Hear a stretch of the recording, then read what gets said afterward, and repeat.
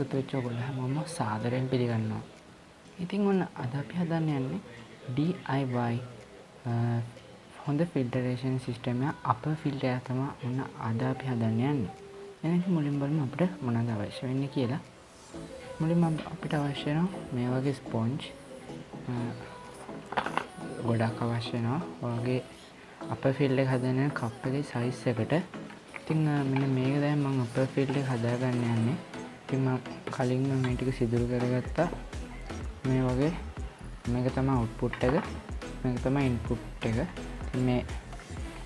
මේ වෑල් එක තමයි ඔයාගේ පවර් හෙඩ් එකට කෙලින්ම යන්නේ. මෙන්න මේ හෝස් එක තමයි. ඉතින් මේ විදිහට ලොකුවක් ගන්න. මොකද පොඩියක් ගත්තොත් වැඩක් වෙන්නේ නැහැ. ඔයාගේ වතුර උතුරන්න බලනකොට ටැංකියෙන් ඕවර්ෆ්ලෝ වෙනවා මේ ෆිල්ටර් එක උඩින්.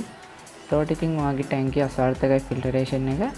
ඒක නිසා මේ වගේ ටික ලොකු කන්ටේනර් එකක් තියෙනවා නම් ගන්න. මේකට අයිස්ක්‍රීම් කප් එකක් වුණත් ගන්න පුළුවන්. එහෙනම් ඉතින් අපිට අවශ්‍ය දේවල් මොනවද බලමු. මුලින්ම ස්පොන්ජ් අවශ්‍යයි ඉස්සෙල්ලා කිව්වා වගේ. ඊට පස්සේ සෙරමික් රින්ග්ස් අවශ්‍ය වෙනවා.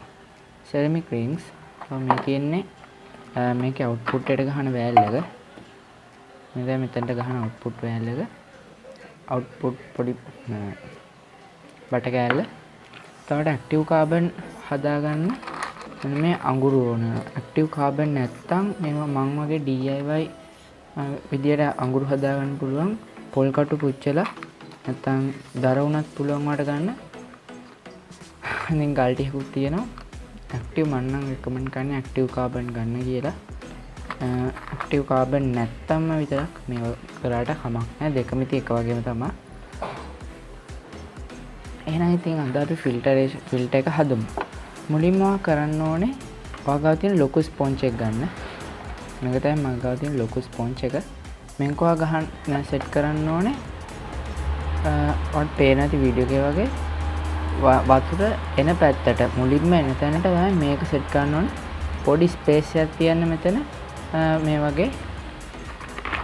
ඔයාලට මේ වගේ සෙරමික් රින්ග් එකක් මෙහෙම දාලා සයිස් එක දාලා ඒ ගානට තද කරගන්න. එතකොට ඔයාලට පුළුවන් මේක පොඩ්ඩක් මෙතන වතුර පිල්ල මෙතන අස්සෙනුත් හොඳට ෆිල්ටර් වෙලා යනවා. නැත්තම් මෙහෙම කෙලින්ම ගහුවොත් උඩින් මෙහෙම උතුරලා වතුර එන්න බලනවා. ඊට පස්සේ පොඩි ස්පොන්ජ් එකක් තියෙනවනම් සම්පූර්ණ ස්පොන්ජ් එකක් ගන්න. මම මගලා යන්නේ මම මේ විදිහට මේක සෙට් කරගන්නවා. හරි ඉතින් මම ඒක සෙට් කරගත්තොත් පේනවා ඇති. මගේ ස්පේස් එකක් තියලා සෙට් කරගත්තේ. එහෙනම් දැන් අපි ඊළඟ වැඩේ බලමු. ඊළඟට ඔය කරන්න ඕනේ ඔයා ගාව තියෙන ඇක්ටිව් කාබන් ටික මේ වගේ දාගන්න. යටටම දාගන්න. හොඳට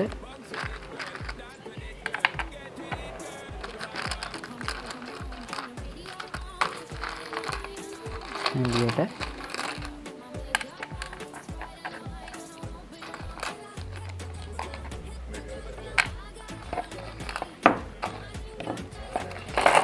ඉතින් මේ විදිහට දාගන්න.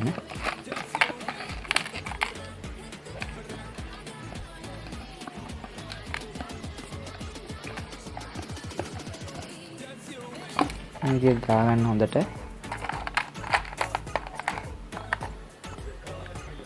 ඒ ගල් වල කැමති නම් දාගන්න. මම දැන් ඉතින් මේ විදිහට හදාගත්තා. ඊළඟට ගන්න මෙතනට පොඩි ස්පොන්ජ් ලේයර් එකක් දාන්න. ස්පොන්ජ් ලේයර් එකක් දාලා ඊට පස්සේ ගන්න ඕන සෙරමික් රින්ග්ස් ටික මේ විදිහට දාගන්න. ඊට කලින් ඔයාලා මේ විදිහට පොඩ්ඩක් මෙතන යටට ඊට කලින් ඔයාලා කරන්න ඕනේ මේ අවුට්පුට් එක මෙතනට ගහගන්න සෙට් කරගන්න.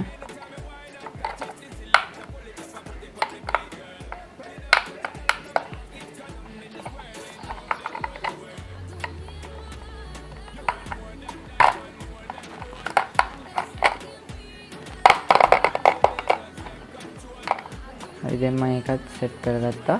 මේ විදිහට අපර් ෆිල්ටර් එකේ විදිහටම මේ වගේ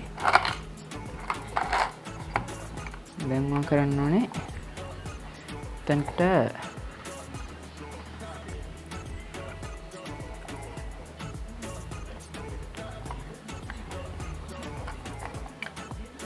පොඩි තුනී ස්පොන්ජ් එකක් කරන් මේකේ යට අවුට්පුට් එක ගාවට දාගන්න ඕනේ. ඊට පස්සේ කරන්න ඕනේ හොඳට මේක තද කරලා වග තියෙන සෙරමික් ටික දාගන්න. මේ ටික දාගත්තා.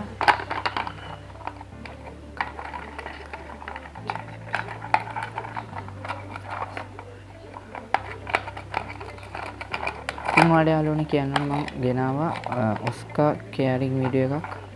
ඉතින් මේ වීඩියෝ එක බලන්න. බලන්න නැත්නම් දැන් වැටෙන කාඩ් එකෙන් උනත් බලන්න පුළුවන්. උඩින් වැටෙන. දැන් වීඩියෝ එක අන්තිමේදී හරි දාන්නම්. ඊට පස්සේ ඔයා කරන්න ඕනේ නෑ මේ ගාන ඇති. මේ ගානට ඔයා මේ ස්පොන්ජ් දාලා සෙරමික්ස් ටිකක් දාලා හදාගන්න. හදාගත්තට පස්සේ අපි මේක සෙටප් කරන විදිය බලමු. මම නම් රෙකමන්ඩ් කරන්නේ නැහැ මේ ෆිල්ටර් එක. පවර් ෆිල්ටර් එකක් තිබ්බ එකට නම් සෙට් කරන්න. මොකද ඒකට ඒකෙන් අවුට්පුට් එක කෙලින් මේකට ආවම අර ටැංකිය අනිත් තියෙන කුණු ටික මේ කැලැත්තිලා එන්නේ නැහැ. පවර් එක අර වෝටර් ෆ්ලෝ එක වැදෙන්නේ නැහැ. කෙලින්ම මේකට අවුට්පුට් එක ආවට පස්සේ මෙතනින් අර වතුර මතු පිටින් තියෙන ටික විතරයි උඩින් යම් පාවෙන කැලේ ටික විතරයි ෆිල්ටර් වෙන්නේ. පවර් හෙඩ් එකක් තියෙනවනේ. ඒකේ අවුට්පුට් දෙකක් තියෙන නිසා එතකොට ඔයාලට පුළුවන් මේක සෙට් කරන්න. මගේ ළඟ නම් තියෙන්නේ පවර් ෆිල්ටර් එකක්. ඒක නිසා මම එකට මේක සෙට් කරලා ඔයාලට පෙන්නන්නම්. අපි යන් මේක සෙටප් කරගන්න. එහෙනම් අපි දැන් මේක ටැංක් එක සෙටප් කරගමු. ඉතින් ඔයාලා මුලින්ම කියන්නම් තිබුණා වාගේ බොක්ස් එක මේ ටැංකියේ වහල අතරට අඩු වෙන්න අඩු උසක් තියෙන බොක්ස් එකක් තෝරගන්න. තමන්ට මෙතන හරියට සෙටප් කරගන්න බැරි. වහලයක් නැත්නම් ඔයාලට පුළුවන් මොකක් ලී කැලක් හරි මේ වගේ පොඩි දැලක් හරි තියලා සෙටප් කරගන්න. මම අපි දැන් එහෙනම් මේක සෙටප් කරගමු. ඉස්කලා ඉන්න ටැංක් එක තමයි දාගන්නේ.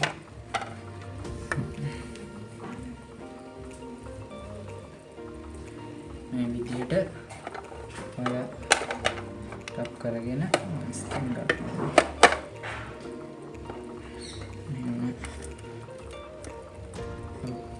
මේ ඉන්පුට් එක ගන්න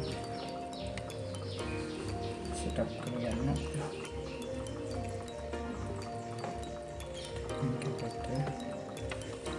මේක සෙටප් කරගත්තා. ඔයාලට පේනවා ඇති මේක දැන් සෙටප් කරගෙන ඉවරයි. අපේ ටැංක් එකට මේ විදිහට තමයි වෙන්නේ සිස්ටම් එක. මෙතනින් ඉන්පුට් වෙලා මෙතනින් අවුට් වෙලා මෙතනින් පිරිසිදු වෙලා ආයෙ මෙතනින් අවුට්පුට් එක එන්නේ. මෙතනින් තමයි ඒකට පවර් එක එන්නේ. මගේ ෆිල්ටර් පවර් ෆිල්ටර් එකේ. එහෙනම් බලමු අපි යටින් වතුර වැටෙන්න මොන විදියටද කියලා. ඒක පේන අවුට්පුට් එක වැටෙනවා. මෙන්න මෙතනින් තමයි ඉන්පුට් එක එන්නේ. මෙහෙම ඇවිල්ලා මෙතනින් අවුට්පුට් එක වරනවා. ඉතින් මේකෙන් ෆිල්ටර් එක වෙන්නේ මෙහෙ පවර් හෙඩ් එකක් තියෙන තමයි මේ ක්‍රියාවලිය සාර්ථක වෙන්නේ. මොකද මේ තැන් තැන් වල පේන ඇති මේ කුණු තියෙනවා. මේ කුණු ඔක්කොම පවර් හෙඩ් එකේ මෙහෙ වතුර ටික මේ ෆ්ලෝ කරන ඒත් ඔක්කොම අරගෙන මේ තමා උඩට යන්නේ. මේ පවර් හෙඩ් එකෙන් පවර් ෆිල්ටර් එකෙන් වෙන්නේ මේකේ අවුට්පුට් එකට එකක් විතරයි තියෙන්නේ. ඒක නිසා මේකෙන් වතුර මේ වෙන එකක් සිදු වෙන්නේ නැහැ. ඒක නිසා ඉතින් මේකේ වතුර පිට පාවෙන කුණු ටික විතරක් ඇදලා යනවා අරකට. එතනින් ෆිල්ටර් වෙලා වැටෙන්නේ. ඉතින් මම කියනවා අලුත් කෙනෙක් නම් ඇක්වැරියම් මාළු හදන්න ඔයාලා මේ වගේ ෆිල්ටර් එකක් පවර් ෆිල්ටර් එකක් ගන්නට වැඩිය පවර් හෙඩ් එකක් ගන්න. පවර් හෙඩ් එක එතකොට ඔයාලට අරන් පුළුවන් මේ වගේ ෆිල්ටර් සෙටප් එකක් හදාගන්න. එහෙනම් ඉතින් මේ වීඩියෝ එක හොඳයි කියලා හිතනවා නම් ලයික් කරන්න. channel එකට subscribe කරන්න නැත්නම් දැන් මේ channel එකට subscribe කරන්න. ඉදිරියේදීත් මේ වගේ වීඩියෝස් ගේන්න. මගේ ඔස්කා වීඩියෝ එක මේ අන්තිමට වැටෙන වීඩියෝ වලින් බලා ගන්න පුළුවන් වෙයි. channel එක subscribe කරන්න. ඉතින් තවත් වීඩියෝ එකකින් හමු වෙමු. අද සම ගන්නවා හැමෝටම සුබ දවසක්. මම Days of Aquarium channel එකෙන් මෙතන දෙනවා.